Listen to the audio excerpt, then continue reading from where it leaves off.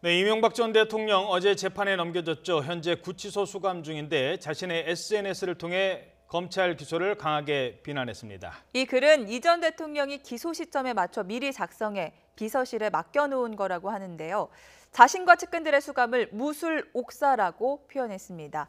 어떤 내용인지 최영일 시사평론가 김태현 변호사와 이야기 나눠봅니다. 안녕하십니까? 안녕하세요. 자, 일단 이명박 전 대통령 이제 기소가 됐습니다. 재판부가 서울중앙지법 형사합의 27부. 그렇죠. 여기가 어떤 곳이고 정계선 부장판사는 어떤 분입니까? 어제 이제 정계동 부장판사 누군지 또 언론에 많이 보도가 됐어요. 또 관심 있지 않겠습니까? 전직 대통령 사건이니까. 일단 여성분이고 여자로서 아마 중앙지법의 반부패 전담 형사부의 최초의 부장이라고 하죠.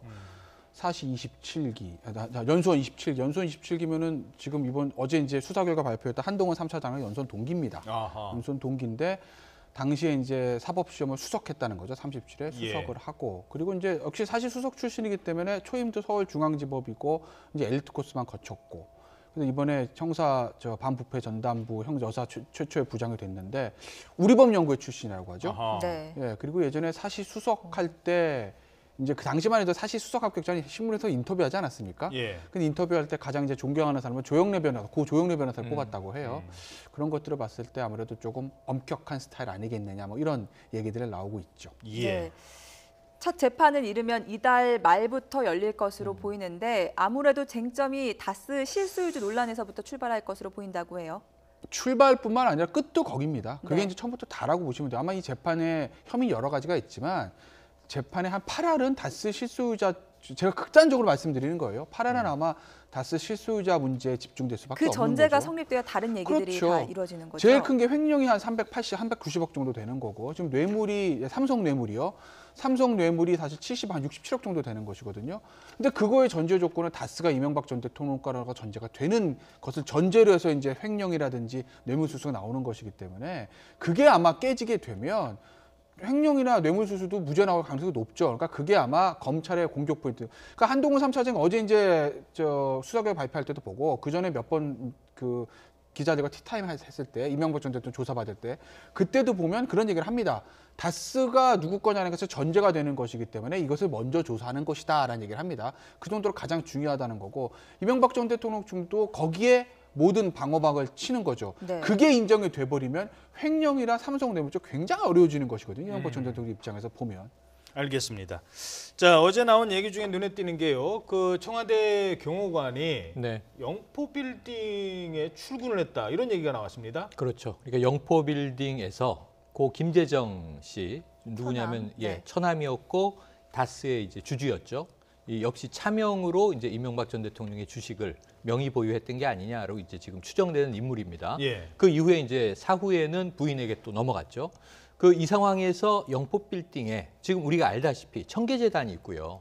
다스 사무실이 그 빌딩에 들어있지 않습니까? 그렇죠. 그런데 청와대 경호처 소속의 경호원들이 그쪽으로 출근을 했다. 예. 누구를 보호하려고? 우선 이제 고 김재정 씨 이야기가 나왔고요. 예. 혹시 검찰은 의심을 하고 있는 게 그 외에 이명박 전 대통령의 금고지기들을 경호하려고 보낸 것 아니냐? 그럼 이게 이게 팩트라고 전제를 한다면 얼마나 우스운 꼴이 되냐면 예. 청와대를 지키는 경호처의 경호 요원이 공무원이죠. 국가공무원, 국민세금으로 내는. 국민 세금으로 녹을 네. 받으면서 대통령의 비자금을 관리하는 보디가드로 활용되었다라고 하는 이야기가 돼버리는 겁니다. 예. 이건 지금 가정입니다. 일단은 예. 이게 사실로 밝혀지면 큰 파장이 있는 거죠. 그래서 이 문제에 대해서는 도대체 영포 빌딩에는 누가 무엇이 있었길래 청와대 경호원이 상주하다시피 가서 출퇴근을 그쪽으로 하는 거죠. 예. 아예 그렇게 보호를 해야 했을 것이 무엇이냐. 그것에 지금 물음표가 찍히는 그런 상황입니다. 게다가 왜 처남을 지켰냐. 이 부분도 지금 그러니까 처남이 네네.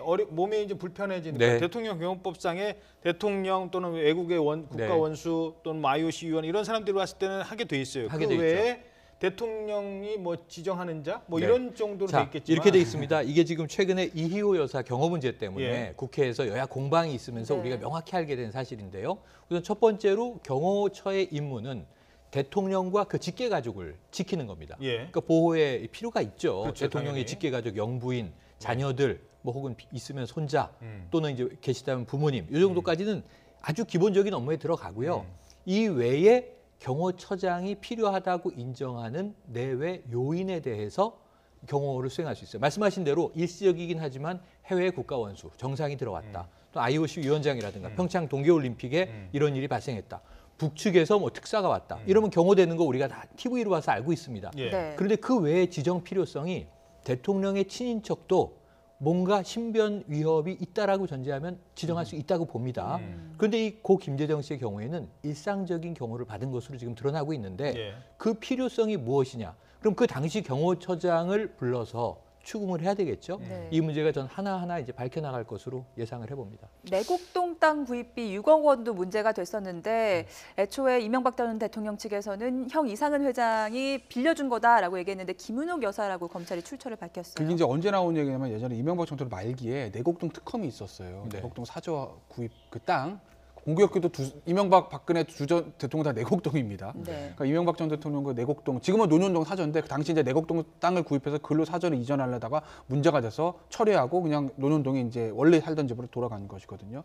근데 당시 이제 내곡동 사저 얘기가 나왔을 때 이시영 씨가 땅을 샀는데 그 돈 어디서 났지라는 얘기가 나온 거예요. 그때 이제 이시영 씨가 뭐라고 그랬냐면 일부는 또 딴 데서 가지고 일부는 큰아버지는 이상은 회장한테 빌렸다. 차용증까지 썼다 이렇게 얘기했습니다. 이상은 회장 그 돈 어디서 났냐 했더니 그동안 벽장 속에 모아놓은 현금을 줬습니다. 이렇게 얘기를 했어요. 네. 당시에 어쨌든 그게 이제 종결이 됐습니다.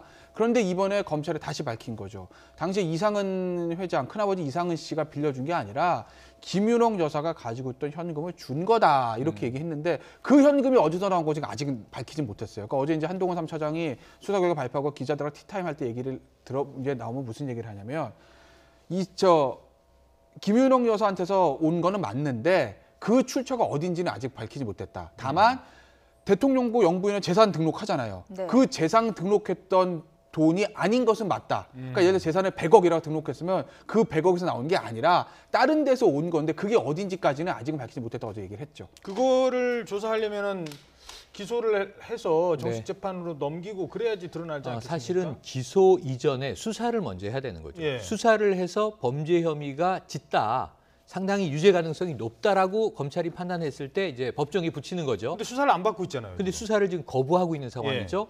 그럼에도 불구하고 제가 보기에는 이 지금 드러난 게 일부 있어요. 김윤옥 여사는 수사가 불가피한데 아마 최악의 경우에는 강제구인까지, 전 체포까지도 할 수 있다고 봅니다. 그런데 문제는 그렇게 불러와도 묵비를 행사할 수 있잖아요. 진술 거부권을 행사할 수 있습니다. 말 안 할 수 있어요. 그리고 나면은 검찰이 다른 이 증거와 증인들을 동원해서 기소할 수 있는 충분한 자료를 만든 후에 기소하게 되겠죠.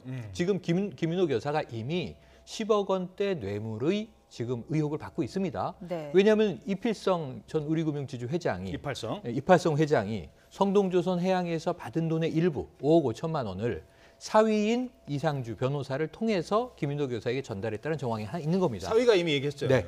그리고 이 외에 또 다스의 법인카드를 10여 년 동안 썼습니다. 예, 이게 그렇죠. 긁은 횟수가 1,700회가 넘어요. 근데 그게 처음에 4억 5천 정도라고 알려졌어요. 그런데 새로운 법인카드가 또 하나 등장합니다.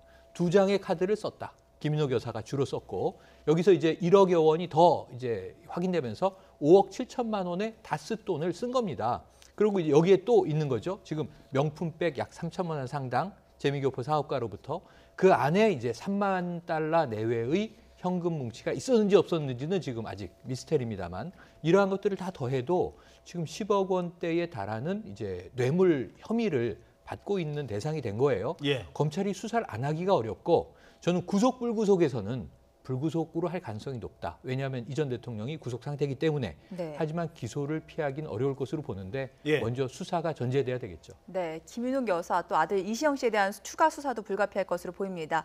이명박 전 대통령은 어제 기소에 맞춰서 옥중에서 입장문을 올렸습니다. 어제 작성한 건 아니고요. 미리 작성해 놓은 건데 비서진이 올린 것으로 보입니다. 저희가 그래픽으로 준비해 봤는데요. 한풀이가 있을 것으로 예상을 했다. 업보라고 감수할 각오도 했었다. 그러나 저를 겨냥한 수사가 10개월 이상 계속됐다라고 언급을 했습니다. 다음 그래픽 보시죠. 특히 눈에 띄는 게 이 무술옥사라는 단어였습니다. 저를 겨냥한 수사가 10개월간 지속됐고 가히 무술옥사라 할 수가 있다. 2018년이 무술년이잖아요. 무술년이잖아요. 올해가 이때 무술년이잖아요. 발생한 옥사라는 네. 얘기인가요? 그러니까 무술년에 옥에 줄줄이 들어가게 되는 사태가 벌어졌다. 그래서 이제 사자성어를 만들면 무술 우리 옥사가 역사에서 되는데 참 옥사라는 얘기 많이 들어봤는데 예. 이런 옥사도 있었네요. 근데 이게 잘못된 분들이 이게 죽을 사자로 이제 생각하시는 분이 아니고요. 네. 사건 사자입니다. 그렇죠. 예, 옥에 들어가는 사태. 네. 그런데 무술년에 벌어진 이게 언제 있냐면 세종대왕 등극 당시에 있었어요. 무술년에.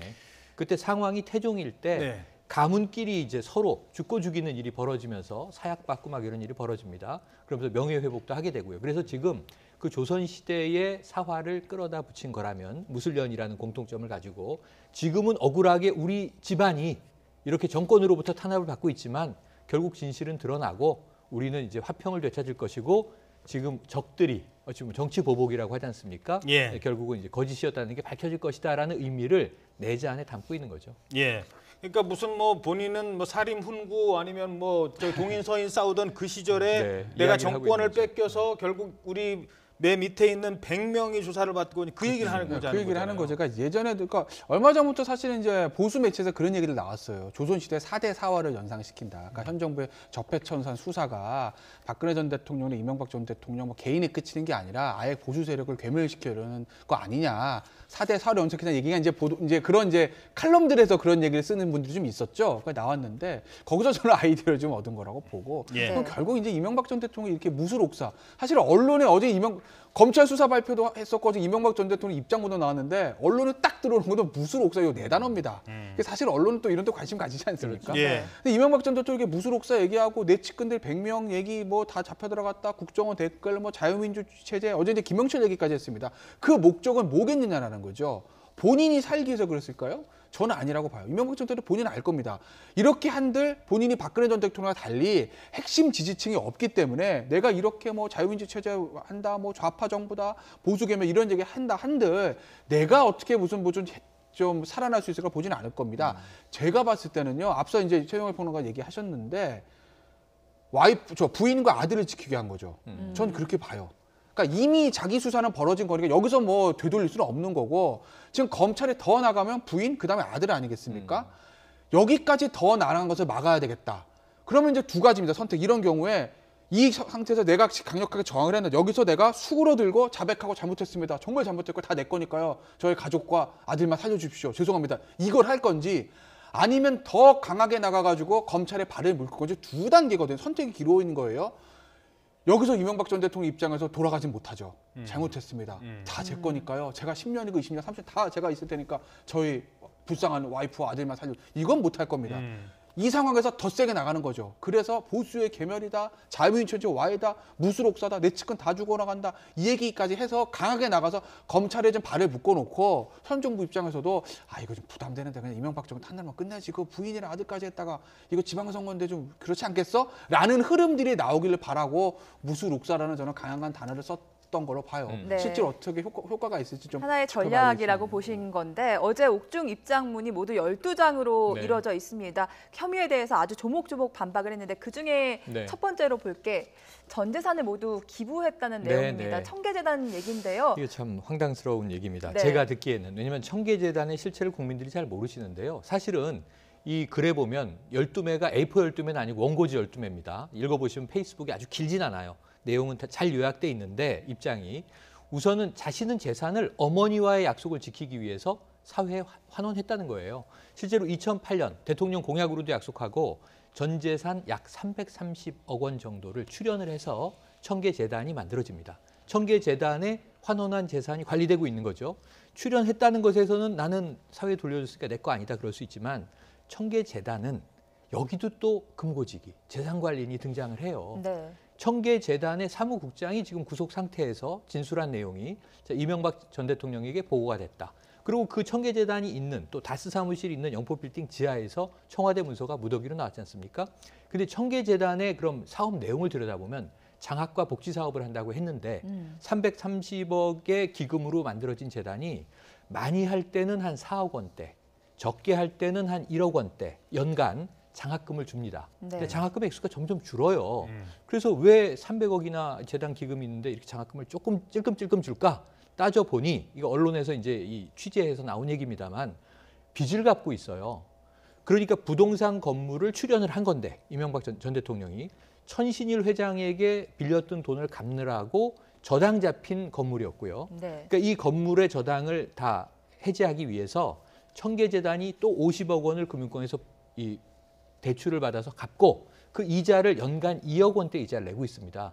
그러니까 연간 장학금 지급하는 것보다 어떨 때는 더 많은 돈을 이자로 내고 있는 거예요. 예. 그래서 이게 부채를 출연한 거냐 지금 이런 얘기도 나왔었습니다. 예. 왜 그러면 자산을 팔아서 이걸 막지 왜 그러냐? 부동산을 줄이는 것은 바람직하지 않다. 그 이자를 갚고 있는 거예요. 예. 그러니까 이런 상황에서 청계재단의 실체도 네. 사실은 자금 관리를 위한 사회 비자금 환원이라기보다는 세탁소 아니었나. 비자금 세탁소라고 보는 것이 지금 검찰의 입장이고요. 네. 이 부분도 지속 수사 중입니다.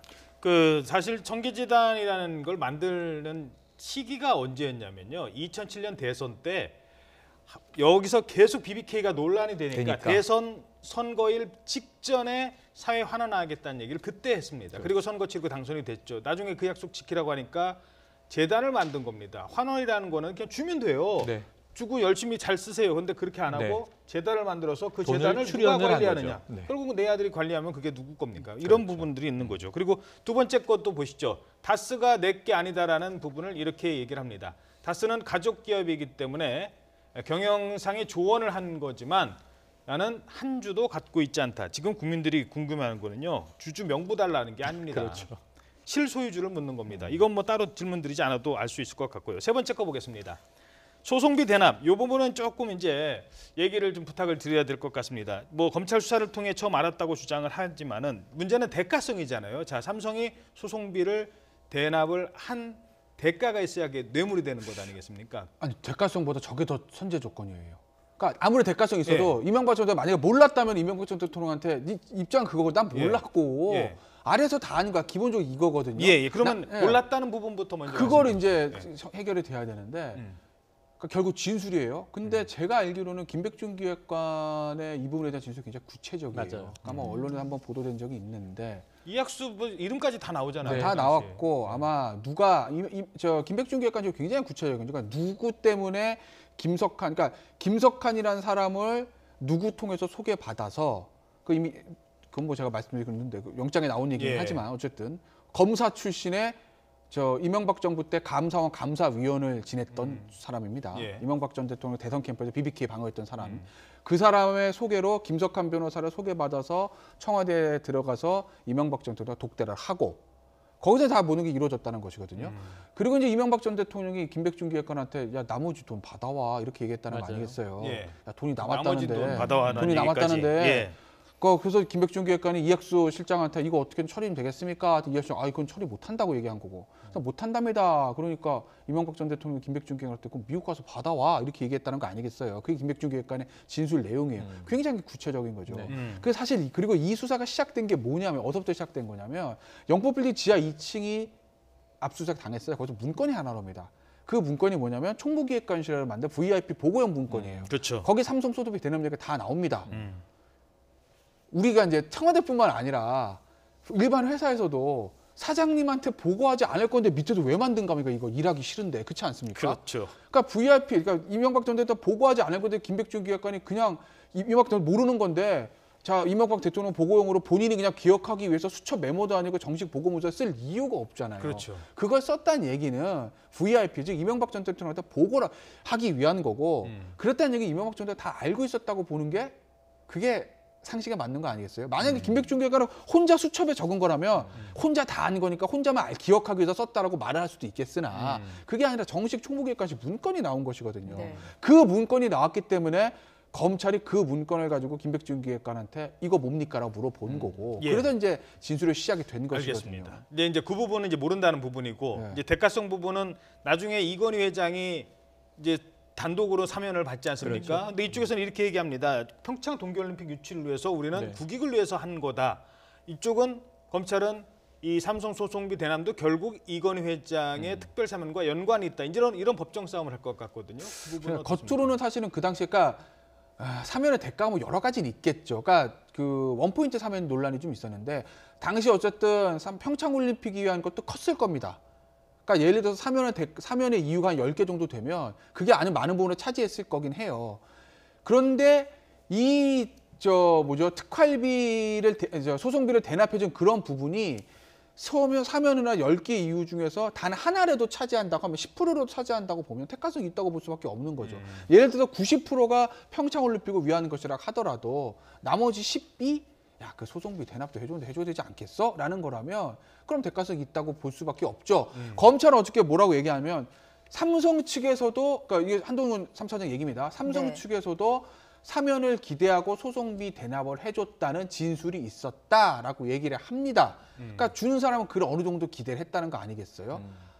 그래서 이제 이 부분도 결국 이제 재판에서 쟁점이 될 건데 예. 이명박 전 대통령과 강하게 저항을 할 테니까. 그렇죠. 그러니까 소송 이명박 결과는 대통령 지켜봐야죠. 측에서는 소송비 대납을 안 네. 해줬어도 네. 이건희 회장은 그렇죠. 평창올림픽을 위해서 사면을 해줄 수밖에 없는 상황이었다 이렇게 주장을 할 네, 것 맞습니다. 같거든요. 그래서 지금 삼성의 진술과 이 전 대통령 측의 진술이 아마 법정에서 증인으로 다 불러서 이제 청취를 할 테니까 일단은 격돌이 되는 상황이고요. 이 대목이 저는 이 전 대통령이 아까 저는 검찰 수사 발표를 보고 난 이제 알았다.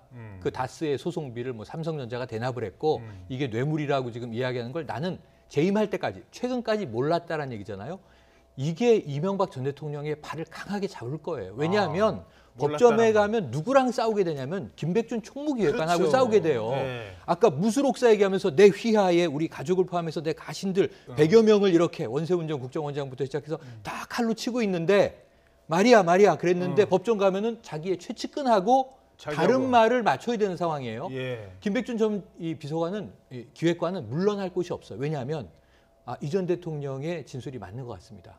그럼 이건 자기가 다 뒤집어 써야 되는 일이에요. 그렇죠. 삼성을 움직여서 이 다스 소송 대납하게 하고 다스가 아무리 이건 뭐 눈을 몇 번 떴다가 맞다 해도 김백준 총무기획관에 거실 리는 없잖아요. 그렇죠. 이명박 전 대통령의 형과 그 처남과 이 소유 회사였는데 그럼 김백준 전 총무기획관은 뭐하러 이 혐의에 보면 뇌물에 비하면 작은 죄지만 이런 게 있어요. 사적인 일을 하는데 정부기관을 동원했다. 청와대 참모가 동원돼서 돈 받으러 미국 갔다 와. 그러니까 다스가 뭐라고? 지금 이제 이 대한민국 MB정부 청와대에서 총무기획관이라는 인물이 그 남은 돈 받으러 미국 갔다 왔다 하는 겁니다. 이런 상황이면 이걸 뭐라고 설명하겠습니까? 안 갔어요, 미국. 안 갔지만 결국은 이제 대통령은 받아오라고 지시를 한 거니까요. 예.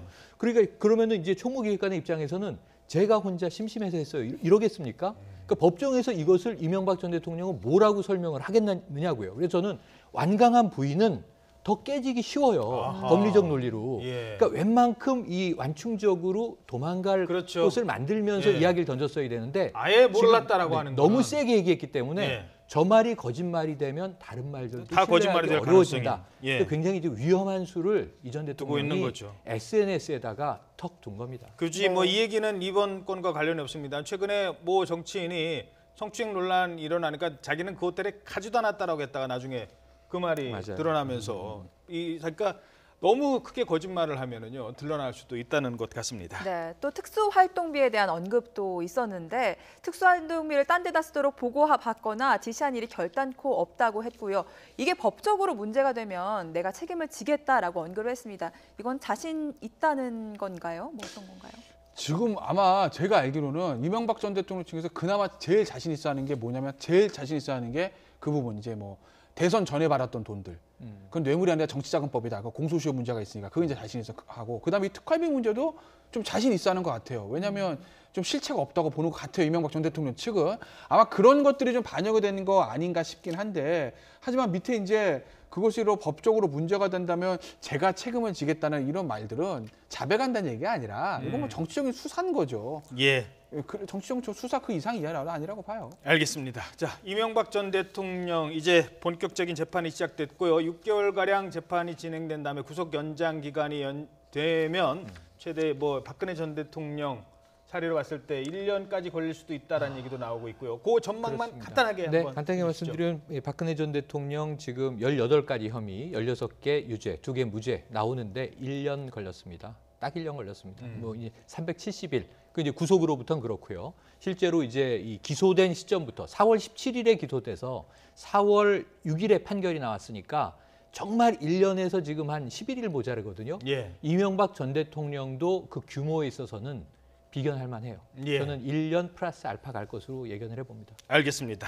다음 주제로 넘어가도록 하겠습니다. 네, 이번엔 김기식 신임 금융감독원장 이야기를 좀 나눠보도록 하죠.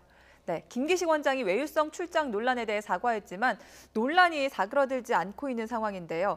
야당이 김 원장에게 사퇴를 촉구하며 맹공을 퍼붓고 있습니다. 먼저 바른미래당과 정의당의 목소리부터 들어보겠습니다.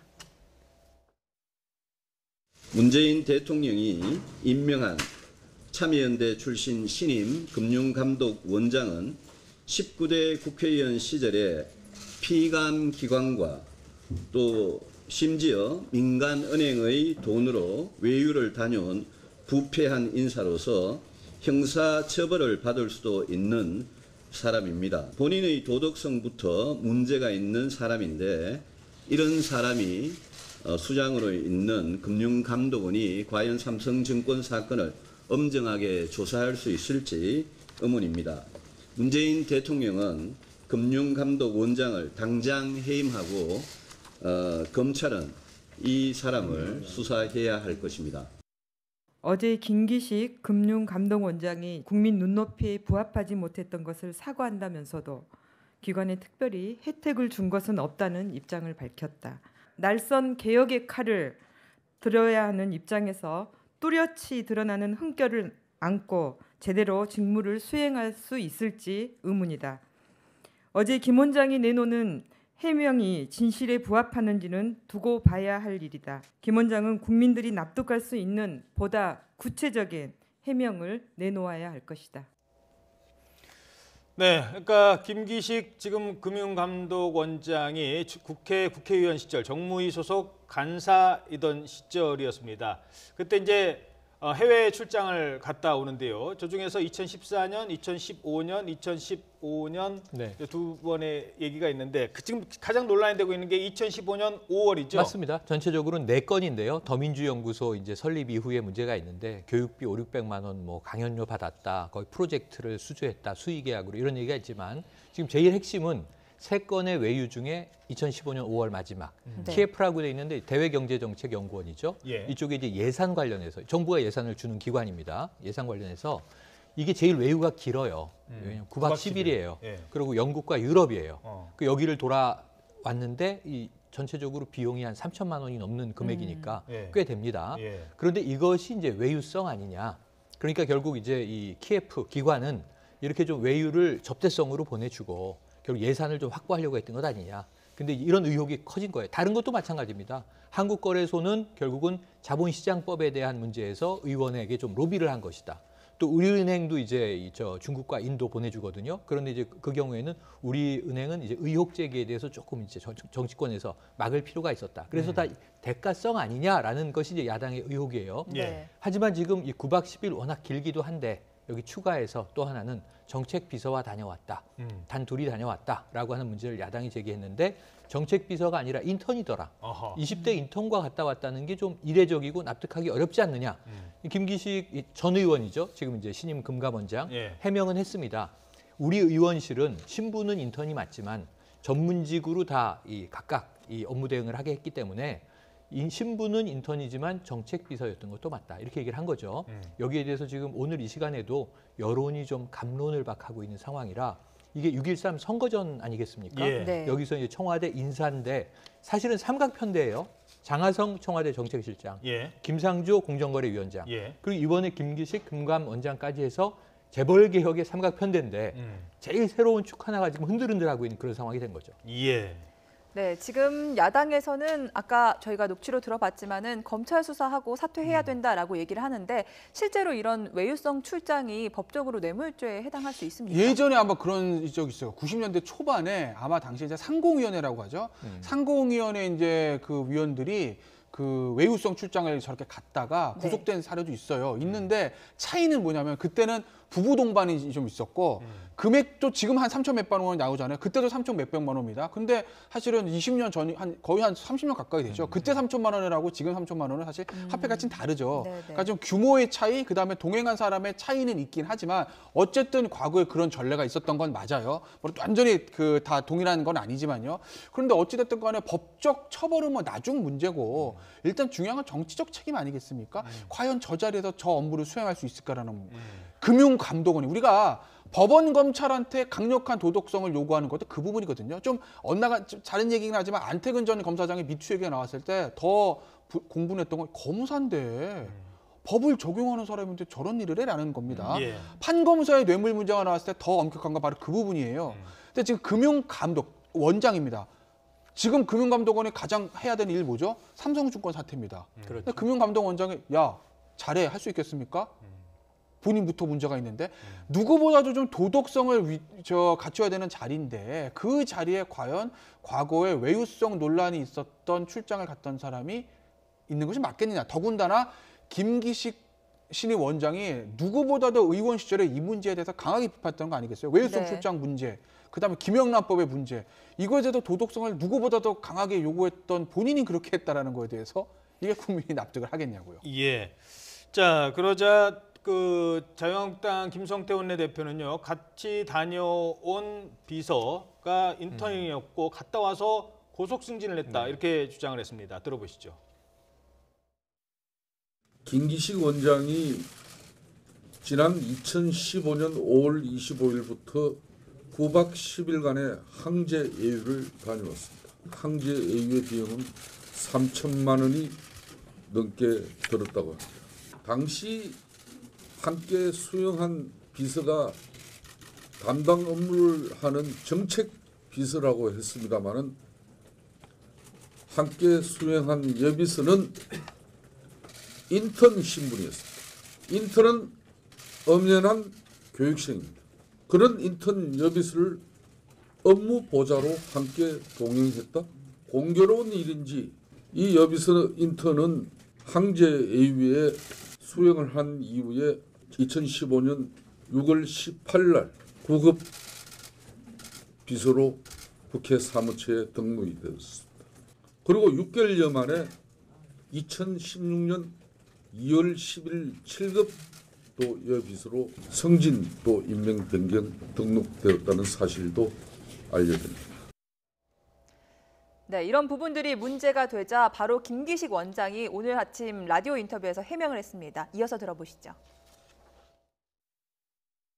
승진 얘기를 합니다만 사실은 이 야당에서 문제 제기하는 그 인턴 외에 다른 인턴도 똑같이 정책비서로 승진을 했고요. 보통 이 의원이 임기를 마치기 1년 안에 있을 때 결혼이 생기면 뭐 얼마 안 되면 그 임기가 끝날 텐데 외부에서 채용하기보다는 내부에서 승진을 시키고요.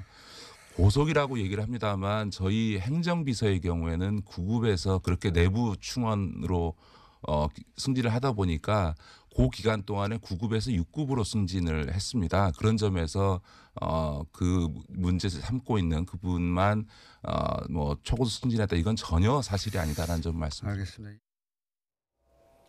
네, 이제 저런 해명이 나오고 네. 있습니다만 일각에서는 그 지금 공무원 7급 시험 준비하려고 얼마나 많이 그렇죠. 노력을 합니까? 그렇죠. 이제 그런 거에 비해서는 이건 좀 허탈하게 하는 네. 사건 아니냐라는 얘기도 있어요. 예, 그러니까 뭐 20대 지금 청년 실업자 문제 심각한 상황에서 M4 세대 이런 경우에는 초고속 승진으로 체감되는 건 맞죠. 그래서 국민 정서를 생각하면 초고속 승진으로 체감이 되니까 지금 굉장히 조금은 뭐 디테일한 해명을 하고 있습니다만 와닿진 않거든요. 이 부분에 대해서 이제 김기식 신임 금감원장이 더 명쾌한 해명을 할 필요는 있어요. 명확한 뭔가가 있어야 돼요. 그러니까 사실은 지금 저는 김성태 원내대표의 이야기를 들으면 지금 전 실시간 검색어에 김기식 여비서 이렇게 실검이 떠 있는 것도 좀 사회적 문제라고 봅니다. 왜냐하면 이게 뭔가 최근에 미투를 자꾸 연상시키는 측면이 있고요. 수행한 여비서 이렇게 얘기를 하면 최근에 안희정 전 지사 사건 같은 게 자꾸 연상이 될 수밖에 없거든요. 이 연상 효과를 한 네거티브로 보여줄 수 있어요. 사실 그거는 네. 아니라고 그거는 결코 합니다. 아니라는 네. 걸 우리가 이야기해야 더 구체적으로 되고요. 저희들이 말씀드리기 네. 어렵지만 미투와 관련돼서 연관지을 관계는 아니라는 네. 점도 그래서 말씀을 우리 드려야 될 언론도 것 같습니다. 조심해서 그렇게 이야기하고자 지금 주의를 환기시켜 드리는 거지만 김기식 원장 쪽에서도 명쾌하게 어떤 관계다라는 걸 한번 밝혀주면 이 문제는 해결되고 넘어갈 것으로 보여지는데 네. 문제는 그 다음에 또 다른 방향의 폭풍이 있을 가능성이 있단 말입니다. 그렇죠. 그러니까 초고속 승진은 이유가 제가 보기엔 하나예요. 지금 내부 결혼으로 설명을 하는데 이 좋은 자리에서 막 사람들이 퇴사하고 그러지 않습니다. 그러니까 능력이 아주 출중한 방법밖에 없어요. 그러니까 뭐 승진은 평가라는 게 따르는 게 아닙니까? 그렇죠. 인턴이지만 인턴 시절부터 이미 굉장히 영민해서 정책비서 역할을 우수하게 수행을 하였다. 그래서 이 친구의 능력은 훌륭하다. 뭐 이런 평가에 대한 근거들을 제시하면 되겠죠. 근데 그 외에 지금 문제는 이것이 길어지면 선거전으로 가기 때문에 안철수 이 바른미래당 인재영입 위원장도 어제 오늘 거센 얘기를 쏟아내는단 말이죠. 지금 여당 비판을 더불어 추행당해서 이제 더불어 적폐당이 됐다 이런 표현을 쓴단 말이에요. 그러니까 이런 것들에 대해서는 좀 강한 방어를 선거 전에 해야 될 필요가 있습니다. 이게 김기식 원장의 얘기 어떤 문제가 있냐면 예를 들어서 비서가 5명이라고 할게요. 한 사람의 문제가 생겼습니다. 한 사람이. 그럼 김기식 원장의 내용은 뭐냐면 야, 그 사람만 하래 나머지 내 또 다 그래. 난 원래 다 그렇게 해. 그러니까 그 사람만 특혜준 게 아니야. 이렇게 됩니다. 그러면 한 사람만 네 사람은 정상이고 한 사람은 비정상이었던 게 5명 다 비정상 되는 거 아닙니까? 내가 인사권자니까 난 다 그렇게 하는데 그걸 왜 문제는 이건데 자 보세요. 김기식 금감원장 왜 그 자리 갔죠? 최홍식 전 금감원장이 그 하나금융지주 신입사무처장 때 인사청탁 문제로 날아가는 바람에 그걸 간 겁니다. 그러면 하나금융지주는요 사기업이에요. 사기업의 인사 어떻게 하든 또 사기업 마음입니다. 그거 정부에서 이래라 저래라 할 수가 없어요. 아주 제가 극단적으로 말씀드리는 거예요. 그런 거를 감독하는 게 금감원이 그 특별검사 나가서 야 문제 있다 한 거 아니겠습니까? 그런데 본인도 지금 이렇게 했다는 거예요. 그러면 그게 영이 먹히겠습니까?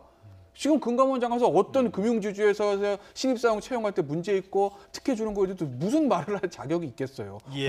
본인이 인사권자라는 임의로 한 인사를 가지고. 민주당의 해명도 조금 우리가 귀담아 들을 것이 지금 이 공세는 여야 간에 주로 거세게 벌어지고 있어요. 아까 그걸 설명을 드렸지만 여당 모 의원의 얘기는 이런 겁니다. 이 김기식 원장도 그런 얘기를 했고 지금 국민 눈높이에는 부끄러운 일이다. 사과한다. 이렇게 얘기를 했는데 19대 국회에는 저게 관례처럼 관행이었다. 만연했던 일이다. 그래서 이제 여당 의원은 무슨 얘기를 하냐면 전수조사를 한번 해보자. 당시에 이런 식의 그러면 외유가 없었던 의원, 있었던 의원의 사례를 한번 봐서 빈도가 많으면, 사례가 많으면 이게 관행이라고 우리가 얘기할 수 있겠고 아주 이례적인 사례가 등장하면 이건 좀 이상하다라고 얘기할 수가 있겠고 국민적인 여론을 좀 엄정하게 만들 수 있는 기준을 제시해보자. 이런 이제 제안도 했어요. 예. 전 이것도 이 2016년 9월 28일 김영란법이 시행 개시된 이후에는 이거 모두 다 안 되는 일입니다. 지금 절대 안 되는 일이죠. 근데 그 전에 19대 의원들은 함께 좀 반성할 필요도 있을 것 같아요. 그러니까 서로 내로남불이라고 하지 말고 예. 이 관행은 지금 없어지고 있고 사라지고 있는데 예. 그 당시에 벌어졌던 문제에 대해서는 정치권의 또 공동의 반성도 요구되는 것 아닌가. 국민의 눈높이에 모두 다 부합해야 할 필요는 있어 보입니다. 예. 네. 야당의 빗발치는 임명 철회 요구에도 청와대의 입장은 확고합니다. 모두 적법한 출장이었고 해임까지 갈 상황으로 심각하지는 않다라는 입장인데요. 직접 들어보겠습니다.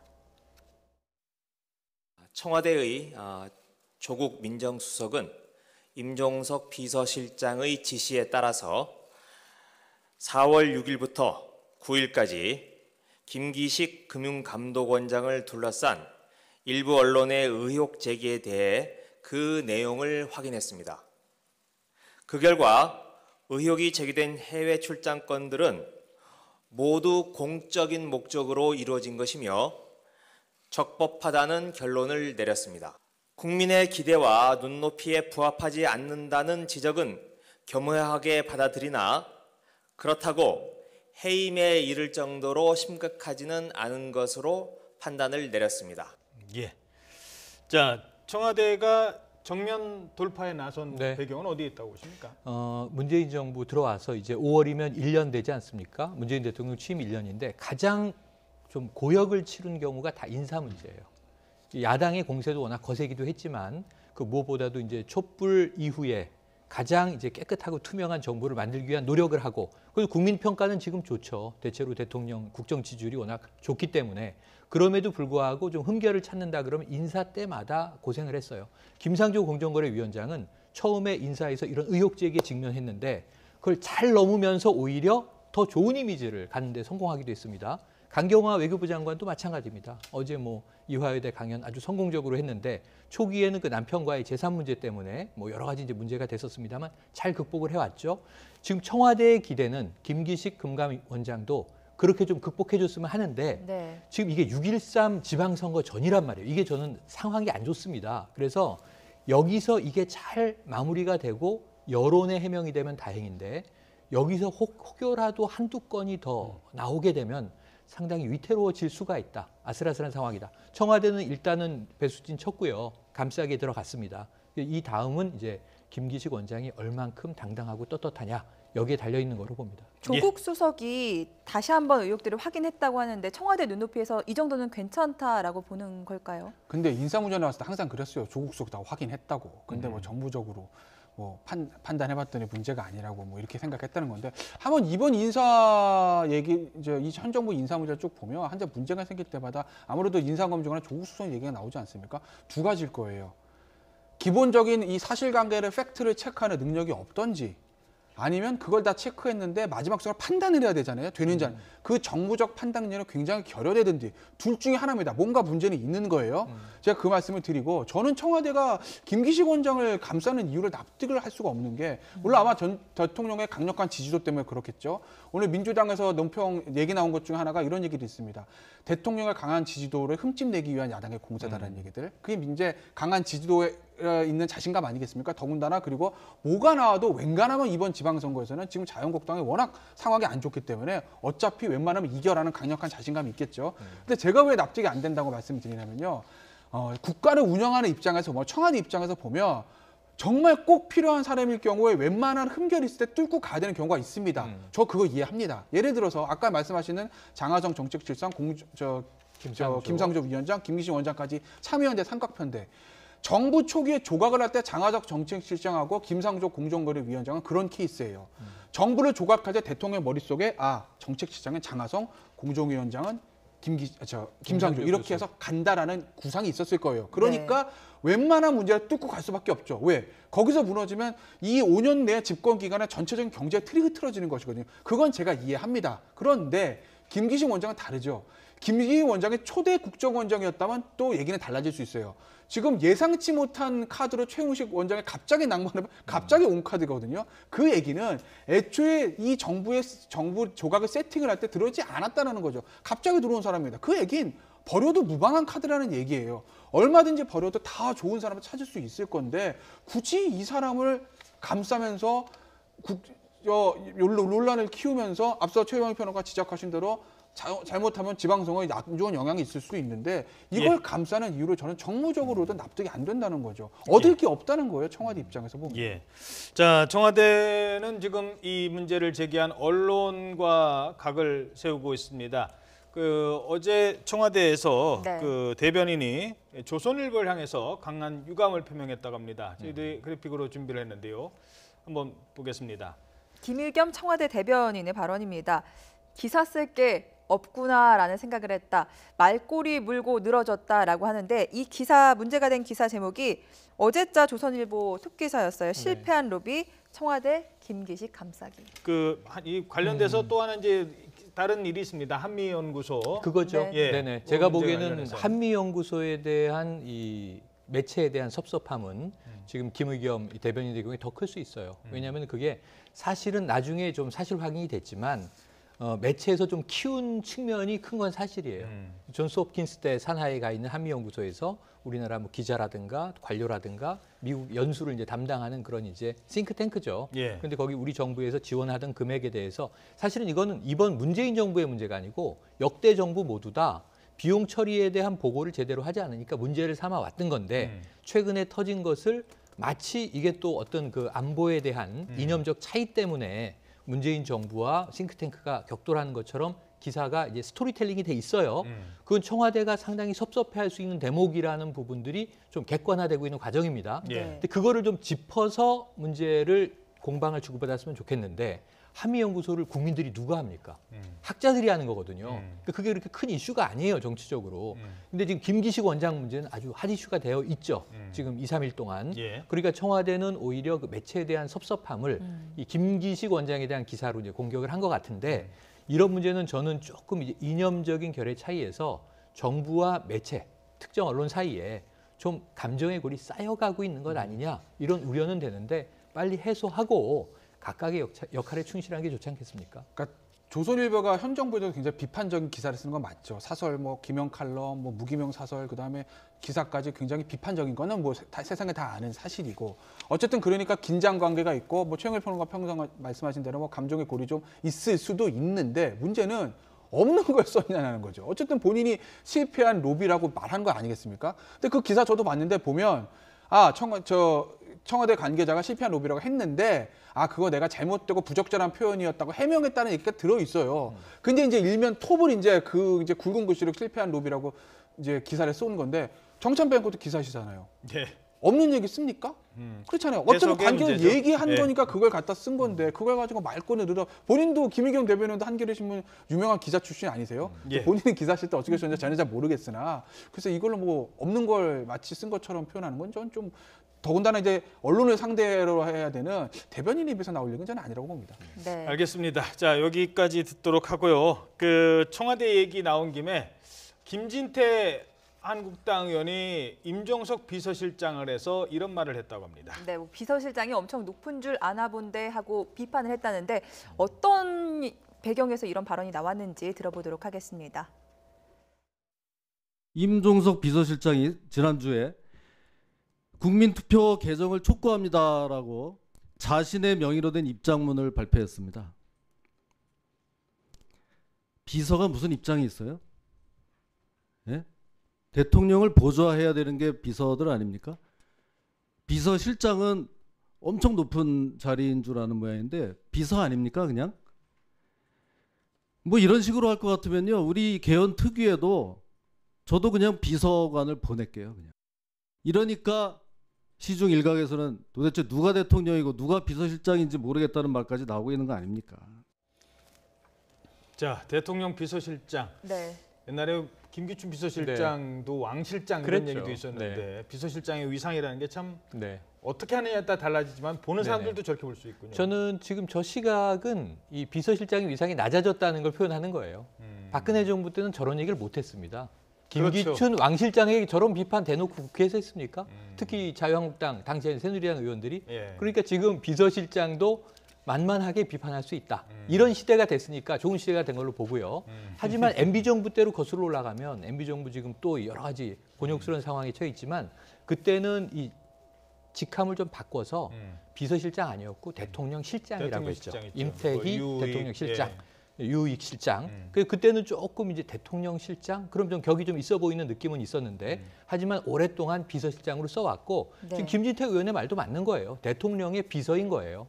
근데 수석 보좌관 비서들이 워낙 많다 보니까 청와대 살림을 총괄하는 비서실장인데 그런데 대통령의 최측근이기 때문에 중요한 업무를 수행할 때가 있죠. 실장이 네. 입장을 내는 거는 좀 이례적인 일인가요? 그건 아니라고 보는 게 좀 김기춘 비서실장은요. 언론 고소 고발 굉장히 많이 했었습니다. 당시에. 청와대와 각이 드는 상황이면 박근혜 전 대통령이 그럼 다 언론사를 고소 고발했어야 되거든요.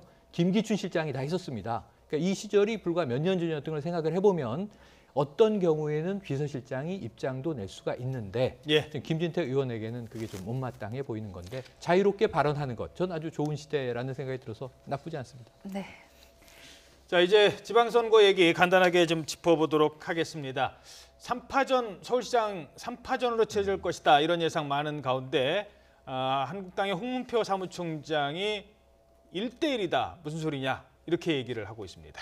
네, 한번. 직접 들어보겠습니다. 집권당과 저희들은 1대1로 맞붙을 수 있는 준비를 한 것입니다. 저희들 나름대로. 예. 그런데 거기 뭐 3파전이라는 얘기는 저는 뭐 어쩔 수 없는 현실의 상황에서 하는 얘기지. 지금 뭐 그 안철수 그분이 나오신다고 그러는데 네. 그분이 뭐 급조된 정당으로서 정강 정책이 지금 뭐 확실한 정체성이 있습니까? 그렇지 않으면은 우파입니까? 좌파입니까? 어중간한 중간에 지금 얼치기 비슷하게 얼려 있는 거거든요. 네. 그런 정당에 서울을 맡길 수도 없고 또 더욱이 안타까운 것은 그분이 지금껏 정치력을 보면은 한 번도 시작은 했는데 그것을 못 맺잖아요. 그래서 저희들은 아마도 중도 하차를 하지 않을까 하는 생각을 가지면서 양강 구도로 이렇게 판을 짜고 있습니다. 네, 바른미래당의 안철수 후보를 어중간한 후보다라고 평가하면서 여당 후보 한 명의 야당 후보 2명 구도가 아니라 1대1 구도가 될 것이다라고 전망을 하고 있는데요. 양자 대결이다 이렇게 선언을 했어요. 요거 우리가 6.13 때까지 한번 기억해봐야 됩니다.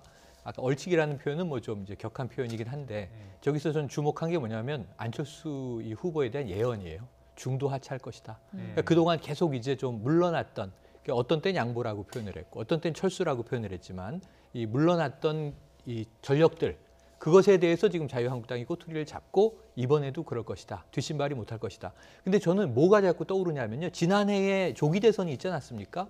이때 문재인 대통령이 40%를 좀 상회하는 지지율로 당선이 됐고요. 이때 홍준표 당시 대선 후보가 2위를 했는데 20% 중반대. 안철수 후보가 3위를 했는데 20% 초반대란 말이에요. 안철수 후보는 이것을 극복하기 위한 노력을 해야 되는데 지금 이 보수층의 결이 달락달락 지금 쪼개져 있어서 지금 김문수 후보도 그렇고 안철수 후보도 그렇고 중도 보수층까지를 망라할 후보로서 지금 지지의 어떤 몰이가 쉽지 않다는 생각이 들어요. 그래서 결국은 양강구도 얘기는 의미가 있는데 단일화 얘기가 계속 나오지 않습니까? 양쪽 다 그런 건 없다라고 얘기를 했어요. 하지만 이건 한번 끝까지 지켜볼 문제다 이런 생각이 듭니다. 예. 자, 이런 가운데 오늘 김문수 서울시장 후보 추대가 됐습니다. 바른미래당에서는 지금 바른미래당에서는 아무래도 자유한국당에서는요. 죄송합니다. 네. 자유한국당에서는 아무래도 그 집도키를 먼저 잡겠다 이런 전략이 아주 강한 것 같아요. 아까 홍문표 사무총장 발언 보시면요. 사실은 지금 1번 적이라고 할게요. 선거니까 선거의 싸움이니 누가 돼야 되죠? 박원순 시장 또는 민주당 후보들이어야 됩니다. 제일 앞서 나가는 사람들이니까요. 거기를 꺾어야 당선되는 거 아니겠습니까? 그런데 이 비판의 톤이 박원순 시장이나 나머지 우상호 의원, 박영수 의원이 다 안철수 후보한테 가 있잖아요. 그건 뭐냐면 자유한국당의 어떤 눈은 지금 위보다 옆에 하는 경쟁자인 안철수 후보한테 가 있다는. 그건 왜 그러냐면 만약에 지금 안철수 후보 입장에서 당선되면 무조건이고 자유한국당 후보 김문수 후보를 큰 격차로 따돌리고 2위라도 하게 되면 그다음에 이 지방선거하고 보수의 적자는 누가 되죠? 그 안철수 후보가 될 수도 있는 상황이거든요. 잘못하면 자유한국당 간판 내려야 되는 상황이 올 수도 있습니다. 굉장히 득표력이 미미하다면. 그렇기 때문에 자유한국당 입장에서 보면 2등을 하더라도 어떤 형태로든지 안철수 후보를 묶어놔야 된다는 거죠. 그러니까 아까 최영일 평론가 얘기하셨던 지난 대선에 걷던 그 숫자. 문재인 당시 후보 40% 초반, 그다음에 홍준표 후보 한 23%일 거예요, 제 기억에. 안철수 후보 20%. 만약 이렇게만 묶어놓으면 자유한국당 입장에서 보면 야, 이제 안철수 후보는 3등이야. 그러니까 야당의 적통은 우리야. 라는 걸 할 수는 있거든요. 아마 그것 때문에 눈은 안철수 후보한테 가 있는 거고 저는 김문수 전 경기지사 공천하는 것도 박원순 시장 또는 민주당 후보를 겨냥한 게 아니라 저는 철저하게 안철수 후보를 겨냥한 거라고 봅니다. 말씀하신 대로 집토끼를 장악을 하겠다는 거죠. 자유한국당 조직이 워낙 좋기 때문에 누굴 내도 웬간하면 15% 넘을 수 있고 거기서 조금 더 강한 보수층 끌어당기면 홍준표 대표가 대선 때 얻었던 23%는 아니더라도 최소한 20%까지는 얻을 수도 있을 거다. 그러면 안철수 후보를 그 아래로 묶어놓을 수 있다는 계산 아니겠어요? 예, 알겠습니다. 자, 한 가지만 더 짚어보도록 하죠. 제주지사인데요. 원희룡 제주지사가 결국 탈당을 하고 무소속을 선택을 했죠. 네, 바른미래당 하태경 최고위원이 그래서 갈대에 비유하면서 이런 말을 했습니다. 함께 들어보겠습니다. 갈대라고 생각합니다. 갈대 왜냐하면은 제 생각에는 바른미래로 가거나 무소속으로 가거나 지지율에 큰 차가 없다고 봅니다. 근데 원 지사는 무소속으로 가면 그 주변 사람들이 그러는 것 같아요. 근데 이 유사한 사례가 탄생만으로 지지로 올 거라고. 유사한 사례가 일단 우리 동네 가도요. 제가 바른미래당이 잘 모르는 사람이 많아요. 이게 인지도가 떨어져서 그렇다. 네, 많이 떨어져요. 여전히.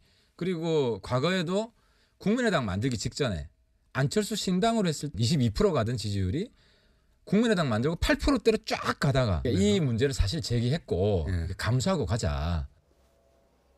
네. 지금 상당히 비판적인 입장으로 보는 것 같아요. 갈대다 이렇게 얘기를 했지만 저는 원희룡 지사의 마음이 차라리 이해가 됩니다. 이 제주기 때문에 가능한 거예요. 그렇죠. 전국으로 일반화할 수 없습니다. 바로 얼마 전에 4.3 지나갔는데요. 70주년.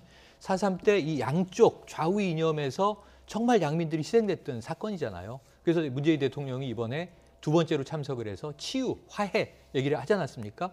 그런데 지금 이 정치적인 격돌 상황에서 어찌 보면 이제 보수를 표방하는 쪽은 지금 민심을 많이 못 가져가고 있고, 그럼 지금 민주당인 여당이 어찌 보면은 진보 성향의 유권자부터 중도 성향의 유권자까지 스펙트럼이 거의 50%로 왔다 갔다 하니까요. 이제 안고 가고 있다고 한다면 제주도민들의 마음을 얻어갈 수 있는 정치적인 정당은 현재 없다. 그러면 원희룡 지사는 무소속 당선의 사례가 제주는 워낙 많았습니다. 그렇죠. 이번엔 아예 색깔 없이 가겠다. 제주도민만 보고 가겠다. 이런 생각이고요. 그 대신에 이 당선 이후에는 또 어느 당으로인가 편입되는 경우가 많았어요. 그럼 6.13 지방선거에서 만약 당선된다고 전제하면 이번에 쉽지 않은 게 이 여론조사를 한 걸 보면 예. 정당 소속으로 원희룡 지사가 나오는 것보다 무소속으로 나오는 게 미미하지만 지지율이 조금 더 나온다는 시뮬레이션의 결과 전 이런 판단을 했을 것 같은데 당선이 된다면 당락은 아직 뭐 예단할 수 없습니다만 어느 정당으로 돌아갈 것인가 이거 큰 숙제라고 봅니다. 예, 네. 알겠습니다. 지방선거를 앞두고 각 당의 상황까지 짚어봤습니다. 최영일 시사평론가, 김태현 변호사였습니다. 감사합니다. 고맙습니다.